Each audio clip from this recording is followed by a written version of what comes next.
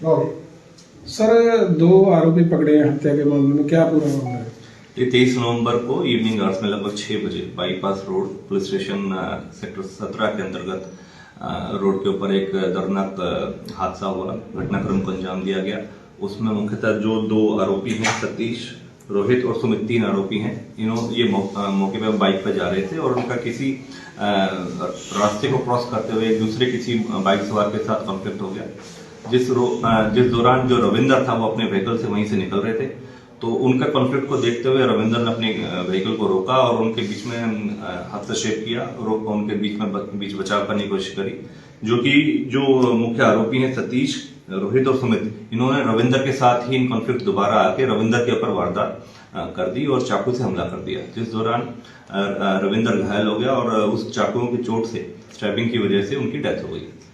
तो ये road rage के चलते इस तरीके की घटनाक्रम को अंजाम दिया गया, जिसमें मुख्यतः तौर पर सतीश, रोहित और सुमित, तीनों ही आरोपियों को पुलिस ने समय रहते ही अरेस्ट करा।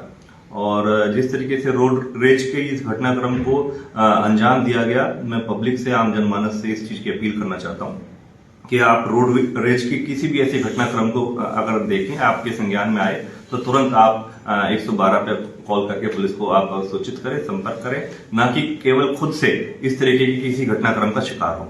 आप सभी को आप सभी से निवेदन है कि किसी भी रोड रेज की घटनाक्रम का आप स्वयं इस चीज का शिकार ना बने और ना ही उन चीजों के बीच में हस्तक्षेप करें, बल्कि आप पुलिस को सूचित करें, 112 नंबर पर कॉल करें और पुलिस को सूचना दें। सर, ये जो तीनों जो आरोपी जो पकड़े हैं मामले में, इनका जो झगड़ा हो रहा था वो किन व्यक्तियों के साथ हो रहा था, और इसमें ये बताया कि वो बीच बचाव के चक्कर में दूसरे की जान गई है, तो इसमें जो जिसकी जान गई है वो किस व्हीकल से था और कहाँ का रहने वाला था, और ये कहाँ के रहने वाले? देखिए, जो रविंदर है, जो मृतक है, वो पलवल के रिहायशी थे और यहाँ बीपीटीपी में किसी के यहाँ पर ड्राइवर का काम करते थे। और जब जो सतीश, रोहित और सुमित एक बाइक पर थे और किसी दूसरे बाइक सवार के साथ ये क्रॉसिंग करते वक्त आपस में उनकी बहस हुई, और उस बहस को मद्देनजर रखते हुए जब रविंदर वहां से गुजर रहे थे तो उन्होंने उस बहस को देखते हुए वहां पर अपने व्हीकल रोका और उनके बीच बचाव करने के लिए उनको नसीहत दी कि अभी लड़ाई झगड़ा मत करो। उसके बाद फिर दोबारा से थोड़ी और आगे जाते हैं तो उन बाइक सवार वालों के साथ दोबारा से कॉन्फ्लिक्ट हो जाता है। फिर रविंदर उतर के उनके बीच बचाव की जब कोशिश करते हैं तो रविंदर के ऊपर ही जो ये खासकर जो सतीश लड़का है, इसने हमला कर दिया। तो सतीश, रोहित और सुमित मौके पर ही थे जब इन्होंने ये चाकू से, धारदार हथियार से उसके ऊपर हमला करा। तीनों का बैकग्राउंड क्या है सर? क्या क्रिमिनल टाइप के हैं क्या? जो सतीश है, इसके ऊपर 6 केसेस हैं इस तरीके के, जिसमें अटेम्प्ट टू मर्डर भी उनमें से एक है और ये कुछ समय पहले ही जेल से बाहर आया था।